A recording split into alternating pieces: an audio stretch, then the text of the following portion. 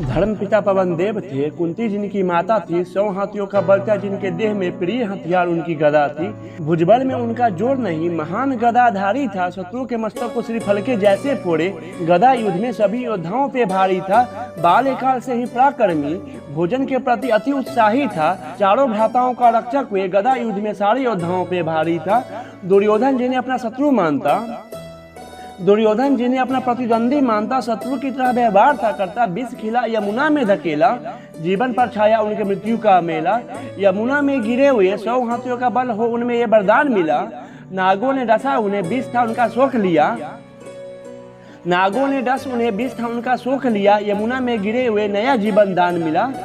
शत्रुओं के लिए उतने ही करवे जैसे वृक्ष में हो नीम, एक ही मुष्टि प्रहार में मस्तक चूर चूर कर दे, नाम था उनका भीम।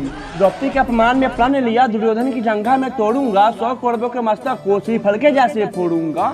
द्रौपदी अपमान में प्रण लिया, दुर्योधन की जंघा में तोड़ूंगा, 100 कौरवों के मस्तक को श्रीफल के जैसे फोड़ूंगा। भीष्म अपमान हुआ द्रौपदी का, दुशासन द्रौपदी को बालों से खींचा था। भीम ने प्रण लिया, उसके दोनों भुजाओं को उखाड़ दूंगा जिसे द्रौपदी को बालों से खींचा था। युद्ध शुरू हुआ महाभारत का, जीवन मृत्यु का लगा जैसे मेला था। युद्ध शुरू हुआ महाभारत का, जीवन मृत्यु का जैसे लगा मेला था। सारे भाई मरे दुर्योधन के, युद्ध के 18वें दिन खड़ा हुआ अकेला था। सहना पाया भीम दुशासन ने जो द्रौपदी का अपमान किया।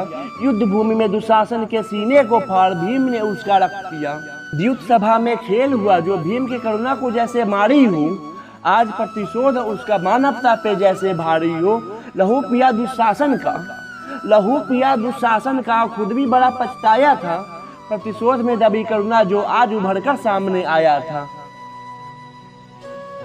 आंखों में अश्रु भरी, आंखों में अश्रु भरी, मन में बड़ा ग्लानि था। भीम की करुणा के ऊपर प्रतिशोध उसका हावी था। भाग दुर्योधन जल में छुपा, भाग दुर्योधन जल में छुपा, उसके सभी भाई मित्र गए थे स्वर्ग सिधार। अब सत्ता का मोह न था उसे, लेना था बस भीम से प्रतीकार, लेना था भीम से बस प्रतीकार। गदा युद्ध हुआ दोनों में भयंकर, गदा युद्ध हुआ दोनों में भयंकर, एक दूसरे पर वार करते बारंबार। माँ गांधारी के आशीर्वाद से दुर्योधन का देह वज्र हो गया था, माँ गांधारी के आशीर्वाद से दुर्योधन का देह वज्र हो गया था, न हो सकता था उसका संहार। नियति ने कर्म को फिर से उसी तरफ मोड़ा था। दुर्योधन ने द्रौपदी को जिस जंघा पे बैठने को कहा था, भीम ने उसी जंघा को तोड़ा था।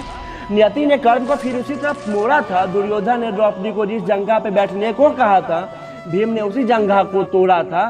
स्त्री मान को जो खंडित करे, स्त्री मान को जो खंडित करे, उसका यही होता है मर्म। जिसका पाप ही हो हमेशा कर्म, उस पापी को दंड देना नहीं होता कोई अधर्म।